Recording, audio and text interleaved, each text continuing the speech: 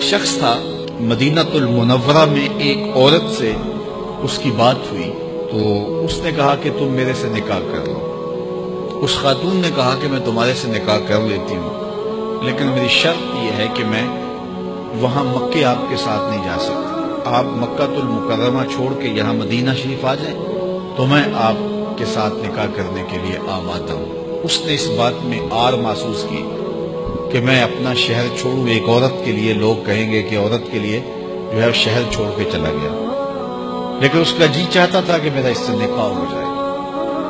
خیر جب ہجرت کا سلسلہ چلا تو اس نے کہا یہ تو بہت اچھا ہوا، تو وہ بھی ہجرت اصحاب کے ساتھ کر کے مدینہ المنورہ پہنچا اور وہاں اس عورت کے ساتھ جس کا نام ام قیس تھا اس نے نکاح کر لیا۔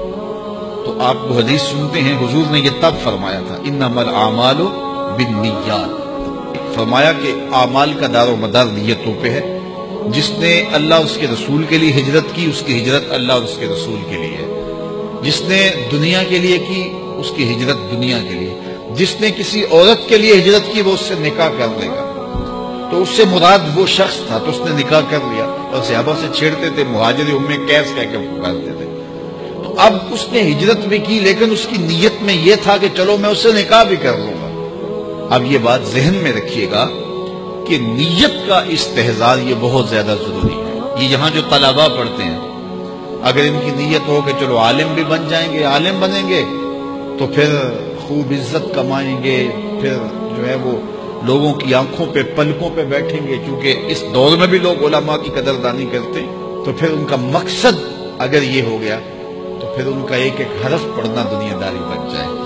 اور اگر مقصد یہ ہے کہ میں پڑھوں، سیکھوں اور اس سے اپنے عمل سنبھالوں، اور اللہ اگر مجھے توفیق دے دے تو میں وہ خیر کی باتیں اوروں تک بھی پہنچاؤں تو کہ اللہ کے رسول کی امت سنور جائے اور بھٹکی ہوئی انسانیت راہ ہدایت پہ آ جائے۔ تو یہ نیت میں اگر شامل کر لیا تو باقی روٹی پانی تو بند نہیں ہوگا، عزتیں بھی نصیب ہوگی، لیکن مقصود ان چیزوں کا نہیں ہے۔